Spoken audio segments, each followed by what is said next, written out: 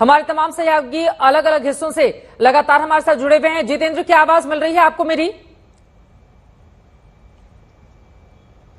जितेंद्र तक आवाज ही नहीं जा रही है। आप अगर आवाज मिल रही है। हाँ, मैं इस वक्त प्रतापगढ़ में। बोलिए जितेंद्र। चित्रा, आपकी आवाज मिल रही है। मैं इस वक्त प्रतापगढ़ में मौजूद हूं और प्रतापगढ़ की सियासत की अगर बात करें तो ये सियासत राजघरानों के इर्द गिर्द घूमती रही है। यहां अब तक जो 16 बार चुनाव हुए हैं उसमें सबसे ज्यादा बार यहां पर कांग्रेस पार्टी ने जीत किया है। लेकिन जिस तरीके से कहा जाता है कि जो यहां के चुनाव हैं वो राजघरानों के इर्द गिर्द हैं, तो उसको लेकर के बीजेपी ने 2019 में इस मिथक को तोड़ा था और बीजेपी के जो सांसद हैं वो चुने गए थे संगम लाल गुप्ता, और इस बार बीजेपी ने उन्हीं के ऊपर जोर आजमाइश की है। लेकिन यहां मुकाबला काफी दिलचस्प है चित्रा, त्रिकोणीय मुकाबला है। यहां पर यह कहा जा रहा है कि इंडिया गठबंधन के जो कैंडिडेट हैं एसपी सिंह पटेल, वो भी काफी मैदान में उतर करके अपनी तरफ से कोशिश कर रहे हैं। तो वहीं बीएसपी ने भी अपना कैंडिडेट उतारा है और उनके बारे में कहा जा रहा है कि वो यहां के लोकल प्रत्याशी हैं, इस वजह से उनका काफी वर्चस्व है। तो दूसरी सबसे बड़ी बात यहां पर चित्रा यह है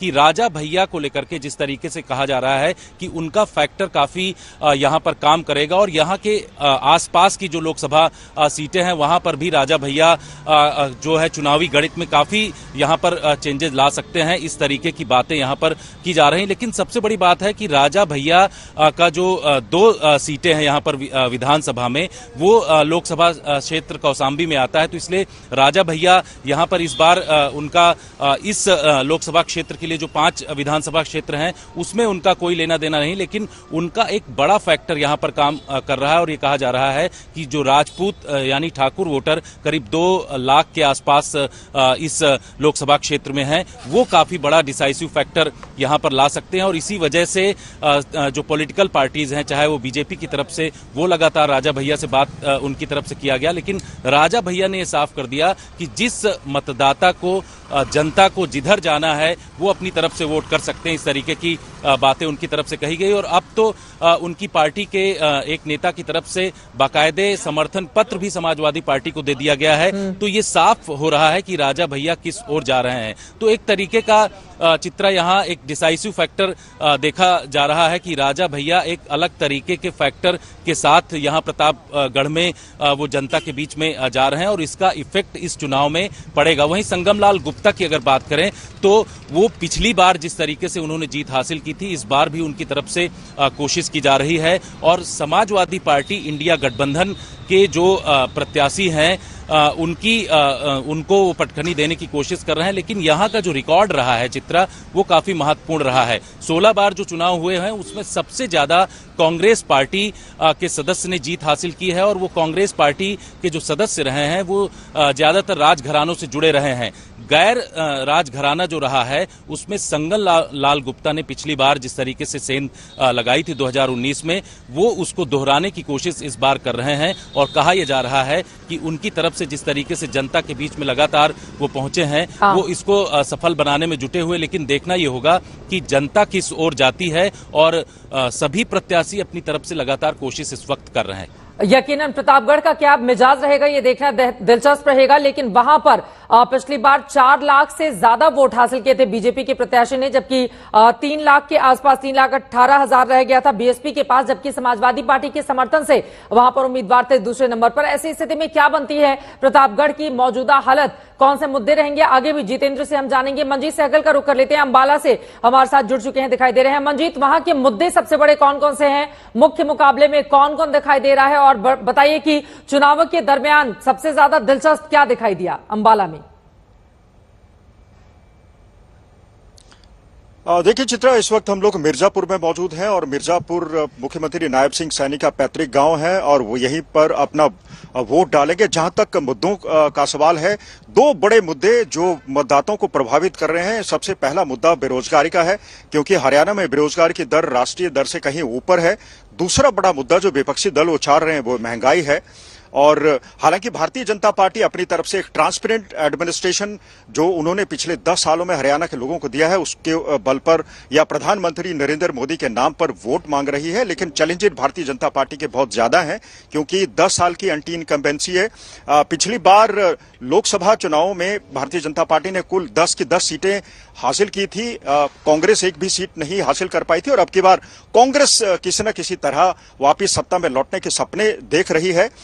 वोट प्रतिशत की बात करें तो पिछली बार हरियाणा में भारतीय जनता पार्टी ने 58% मत हासिल किए थे, कांग्रेस के पास 28% मत थे। अब की बार कांग्रेस के समक्ष चुनौती है कि अगर उसे भारतीय जनता पार्टी का मुकाबला करना है तो उसे 17% वोट्स का स्विंग करना होगा, 45% मत उसे चाहिए, लेकिन मुकाबला काफी कड़ा है और ये मुकाबला मुख्यतः भारतीय जनता पार्टी और कांग्रेस के बीच में ही है। कांग्रेस हरियाणा में 9 सीटों पर चुनाव लड़ रही है। कुरुक्षेत्र की जो सीट है वो इंडी गठबंधन के तहत आम आदमी पार्टी के सुशील गुप्ता वहां से चुनाव लड़ रहे हैं। भारतीय जनता पार्टी 10 की 10 सीटों पर चुनाव लड़ रही है।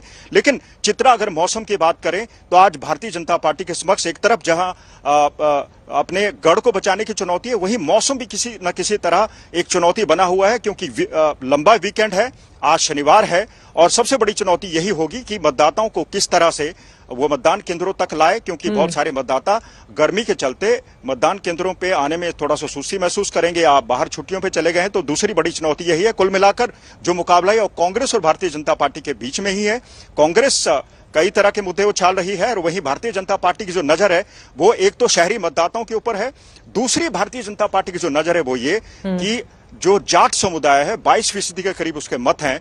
जाट समुदाय के मत अगर जननायक जनता पार्टी कांग्रेस और आईएनएलडी के बीच में विभाजित होते हैं तो उसका फायदा भारतीय जनता पार्टी को मिल सकता है, क्योंकि इस समुदाय की भारतीय जनता पार्टी के प्रति थोड़ी नाराजगी रही है और भाजपा जो पिछड़ा वर्ग है उस पर अपनी राजनीति करती आई है। मैं लौटूंगी आपके पास, ऋत्विक मंडल के पास जल्दी से रुक कर लेते हैं और वो मौजूद हैं पश्चिम बंगाल के तुमलुक लोकसभा क्षेत्र में, मतदान बूथ पर ही मौजूद हैं।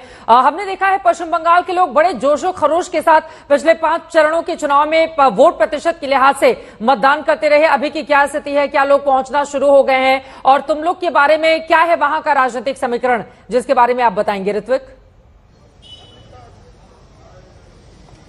देखिए बिल्कुल चित्रा, जैसे सबसे बड़ी बात है आज सुबह और थोड़ी देर में जो है मतदान शुरू होगा। फिलहाल मेरी मौजूदगी इस मिदनापुर के तुमलुक में है और ये बेहद रोचक हो जाता है क्योंकि बहुत ही रोचक है यहाँ की राजनीति। तो जो चैलेंजेस है आज के इस चुनाव के लिए, देखिए पिछले 5 चरणों में अमूमन जिस तरह की हिंसा का दौर बंगाल के चुनाव में दौरान में हम देखते हैं ऐसा नहीं रहा, लेकिन बिल्कुल नंदीग्राम में 2 दिन पहले जो हुआ इसी तुमलुक लोकसभा क्षेत्र के अंदर आता है, वहां पर भारतीय जनता पार्टी की एक महिला की मौत हो जाती है झड़प के चलते, तृणमूल कांग्रेस और बीजेपी के चलते।